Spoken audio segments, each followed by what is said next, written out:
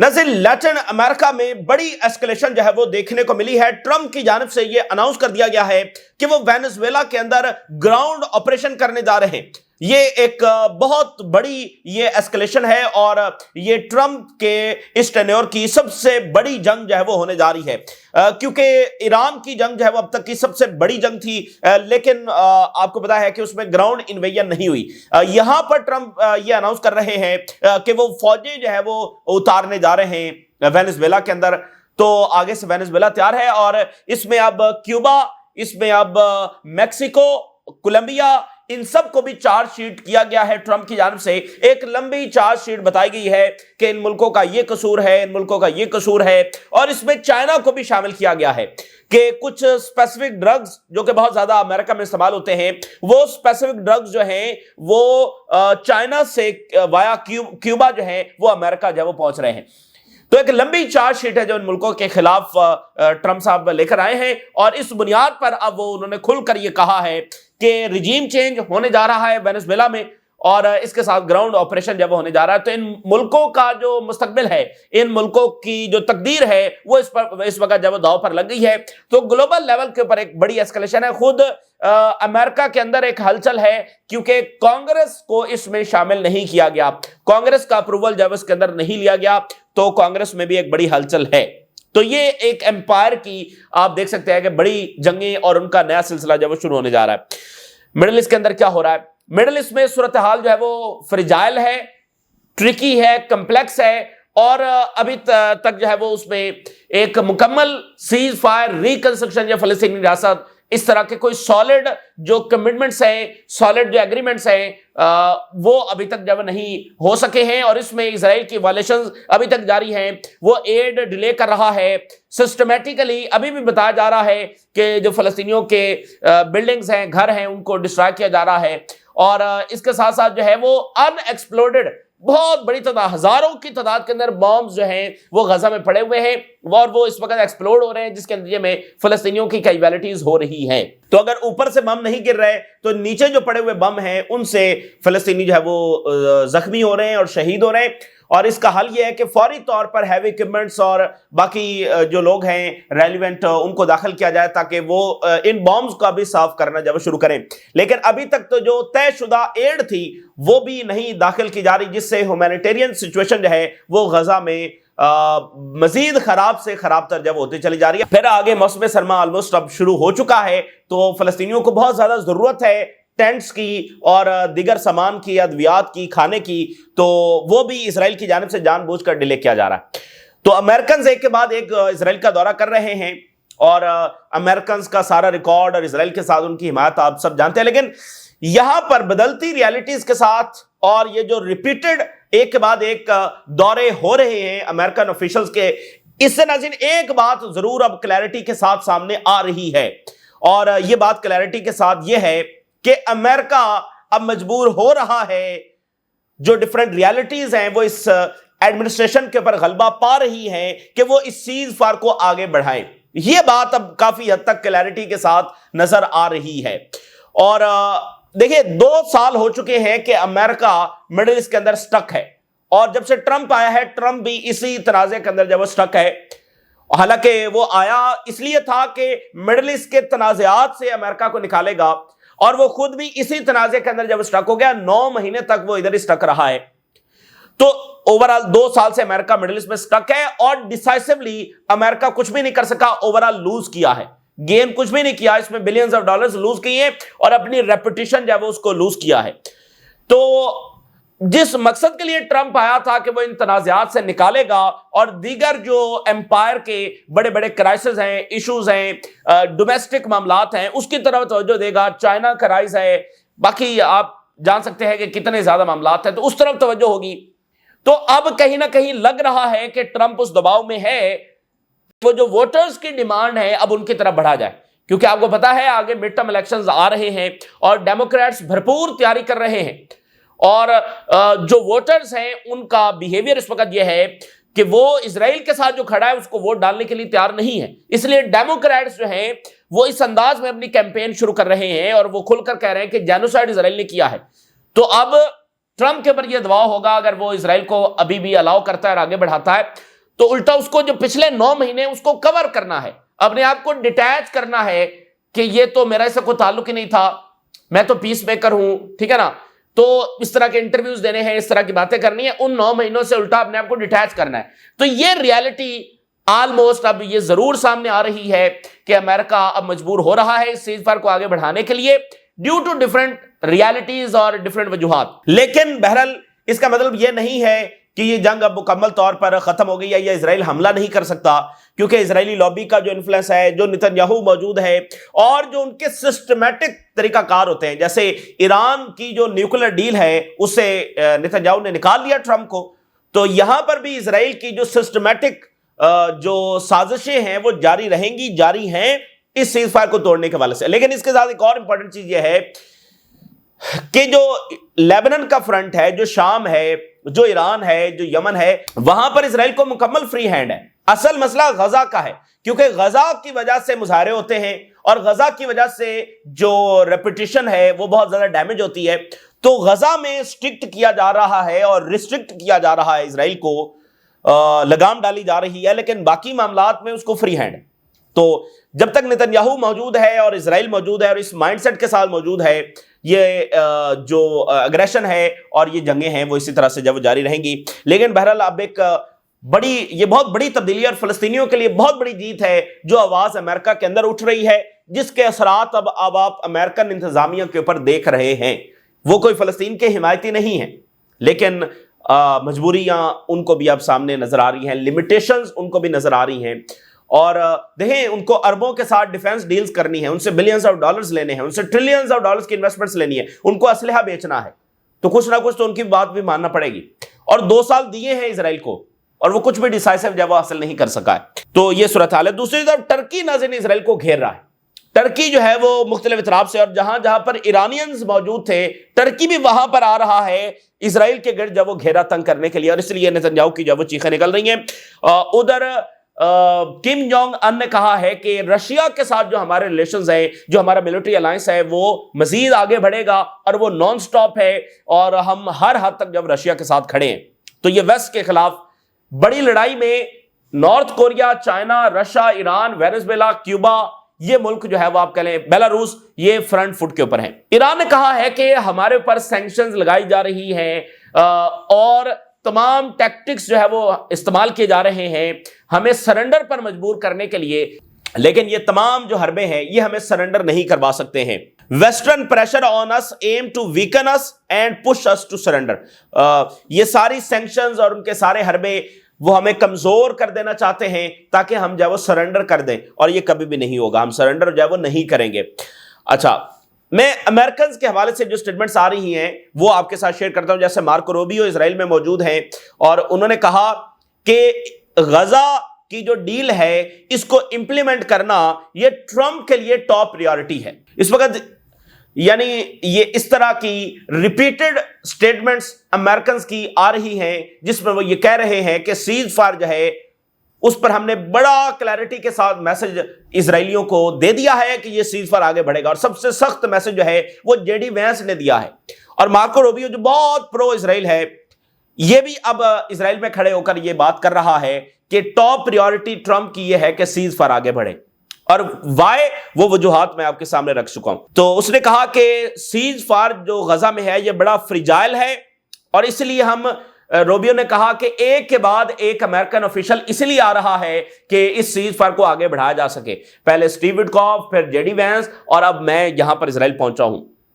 और JD Vance, अब ये रिपोर्ट देखिए, JD Vance was firm about US frustration toward Israel is meeting with Netanyahu. JD Vance ने यह बात क्लैरिटी के साथ बताई कि अमेरिका बहुत ज्यादा फ्रस्ट्रेट हो रहा है इजरायली इकदामात से, कि जब ट्रंप ने सीज फायर अनाउंस किया है, पीस अनाउंस किया है, उसके बावजूद इजराइल जो बॉम्बिंग कर रहा है। इसलिए आप देखिए पिछले 24 घंटों में वो बॉम्बिंग नहीं हुई जो इससे पहले हो रही थी।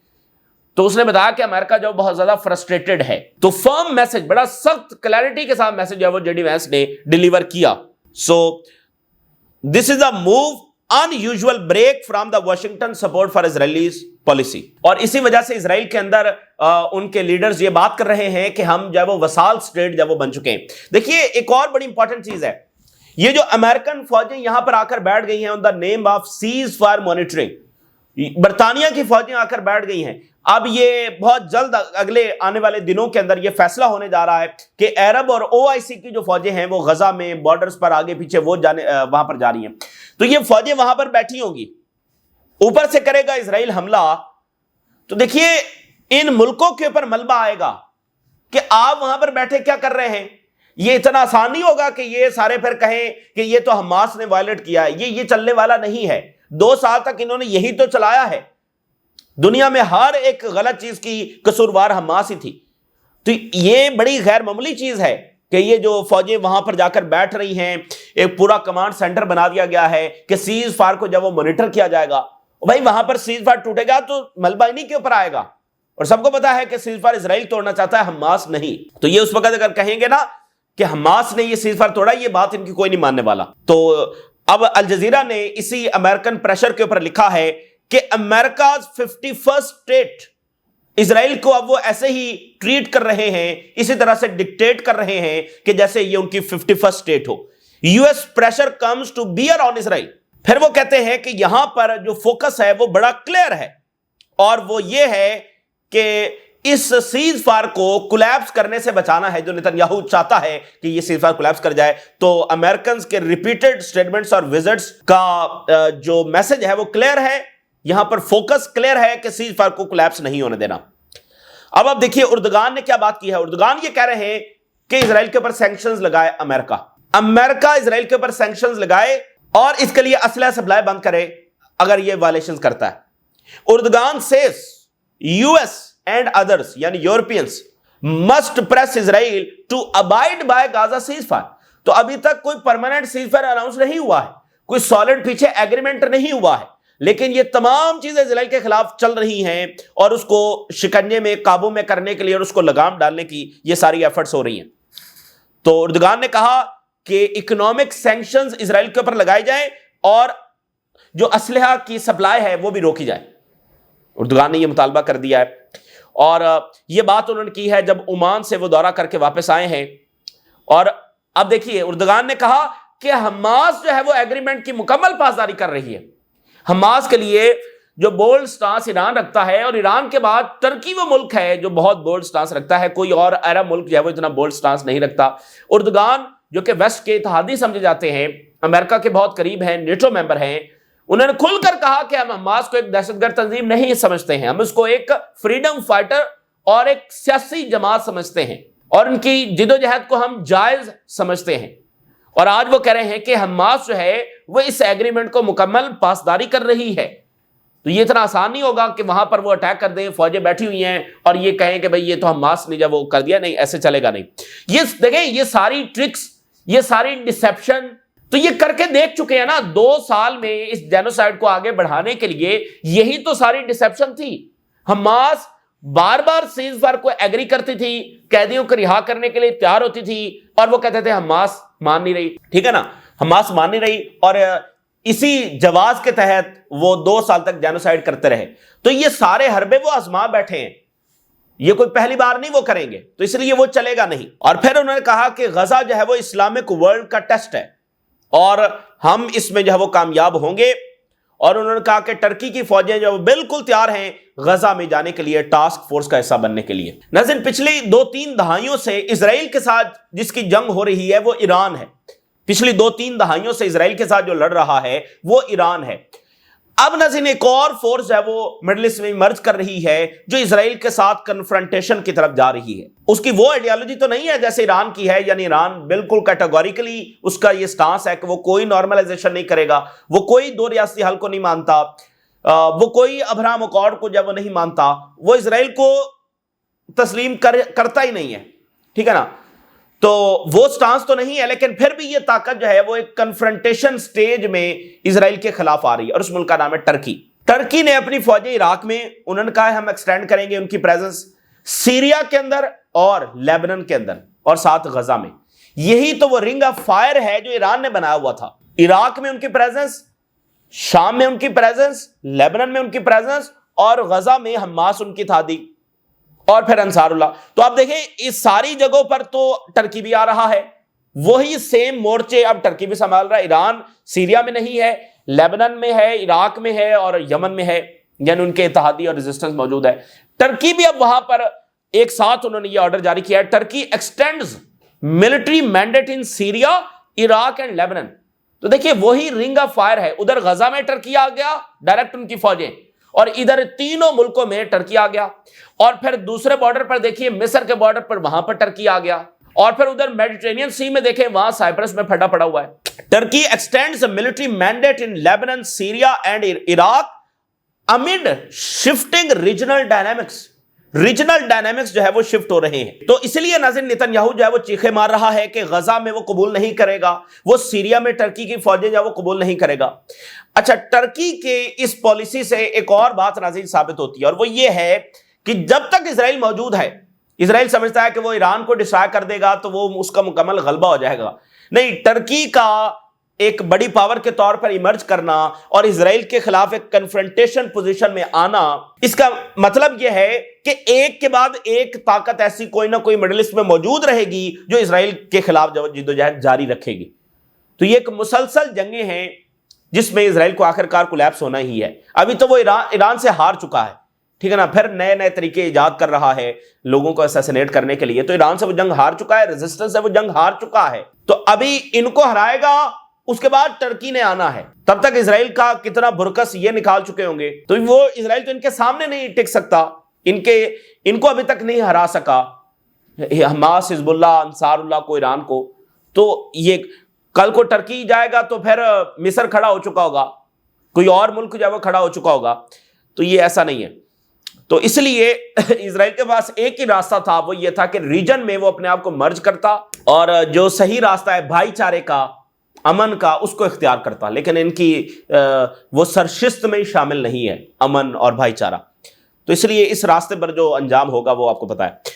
فلسطینی چلڈرن جو ہے وہ زخمی ہوئے ہیں ان ایکسپلوڈڈ اسرائیلی بامز کی وجہ سے. 20,000 ان ایکسپلوڈڈ ڈیوائسز جو وہ پڑی ہوئی ہیں. بہت ہی یہ خوفناک بات ہے. اور United Nation again call on Israel to open Gaza's Rafah crossing, stop blocking aid نہیں وہ آنے دے رہے. میڈیکل کی جو چیزیں چاہیے, ٹینٹس چاہیے, ونٹر آ رہا ہے. Israel not letting up military activity in Gaza despite season. Israel کی جو ملٹری ایکٹیویٹی ہے وہ ابھی بھی سسٹمیٹک طریقے سے جاری ہے. وہ سسٹمیٹک طریقے سے گھروں کو ڈسٹرائے کر رہے ہیں, پھر ان ایکسپلوڈڈ بامز, پھر ایڈ کا اندر نہ جانے دینا. یہاں پر سویر شارٹیج ہے شیلٹر مٹیریل کی, شیلٹر جو ان کو چاہیے, ٹینٹس وغیرہ. تھاؤزنڈز آف فیملیز ہیں وہ کھلے آسمان میں بیٹھی ہوئی ہیں یا تباہ شدہ بلڈنگز میں بیٹھے ہوئے ہیں. ونٹر آ رہا ہے, بہت زیادہ ضرورت ہے ٹینٹس کی اور موبل ہاؤسز کی. ہیومینیٹیرین ایڈ کی بہت زیادہ کمی ہے, اور یونائٹڈ نیشن یہ کہہ رہا ہے کہ ہیومینیٹیرین ڈیلیوریز کو بڑھایا جائے. اسرائیلی ملٹری اپنے جو حملے ہیں وہ جاری رکھے ہوئے ہیں, وہ ڈیمولیشن کر رہی ہے ریزیڈینشل ہومز کی اور ایگریکلچر لینڈ کو جب ڈسٹرائے کر رہی ہے. اور اسرائیل نے بھی ان الزامات کو ڈینائی نہیں کیا ہے, بلکہ وہ کہہ رہے ہیں کہ ہم تو دہشت گردوں کو نشانہ بنا رہے ہیں. تو یہ بہرحال ان کی جو چونکہ گڈ فیتھ وہ نہیں رکھتے نا, گڈ فیتھ میں یہ ایگریمنٹ انہوں نے نہیں کیا, تو یہ وائلیشنز ان کی جاری ہیں. Trump says U S preparing ground operation in Venezuela. بہت بڑی جنگ ہوگی اگر یہ فوجیں وہاں پر اٹیک کرتی ہیں. اور اب ٹرمپ کہہ رہا ہے دیکھیں یہاں سے پیچھے ہٹے گا تو پھر تو ظاہر ہے بہت زیادہ سبکی ہوگی. اب امریکی صدر یہ اناؤنس کر رہا ہے 7 سیکٹری آف ڈیفنس کو بٹھا کر کہ ہم گراؤنڈ آپریشن کرنے جا رہے ہیں. اس سے اور بڑی بات کیا ہوگی. Trump comments signal CIA mandate to topple میڈورو.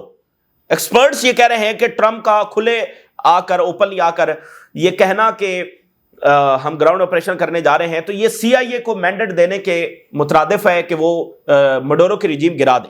اور CIA کے بارے میں آپ جانتے ہیں کہ ایک لمبی فہرست ہے, کتنی حکومتیں انہوں نے گرائی ہیں, ایک ایک ملک میں کتنی بار حکومتیں گرائی ہیں.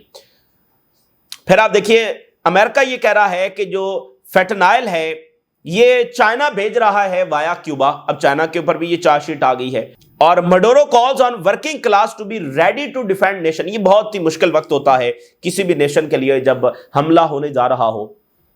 لیبیا دیکھ لیجئے, لیبیا کا کیا حال ہے کہ ایک ماڈل سٹیٹ تھی, ایک آئیڈیل سٹیٹ تھی جو معمر قذافی نے قائم کر رکھی تھی, اور جب ان کو سڑکوں پر گھسیٹا جا رہا تھا تو وہ بار بار ایک ہی الفاظ کہہ رہے تھے کہ میرے بچوں تمہیں نہیں پتا کہ تم کیا کر رہے ہو. اور 2011 اور آج 2025 لیبیا کا آپ حشر نشر دیکھیے, اور پتہ نہیں کتنی دہائیاں لگیں گی ریورس کرنے میں اور ایک نارمل سٹیٹ بننے میں, ایک ایسی ویلفیئر سٹیٹ جو یورپین سے بھی آگے تھی. تو یہ کوئی معمولی بات نہیں ہوتی.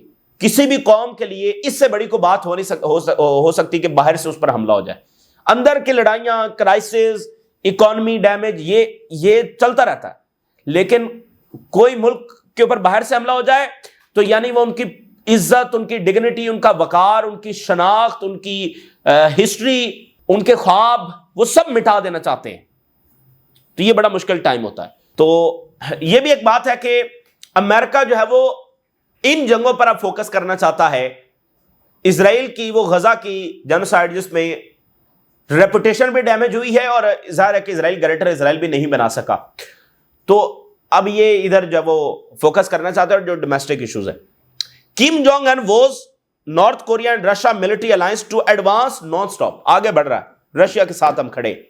تو یہ اس وقت کی تازہ ترین صورتحال ہے جو آپ کے ساتھ شیئر کیا. آپ نے رائے ضرور آگاہ کریں. اجازت دیجیے, اللہ حافظ.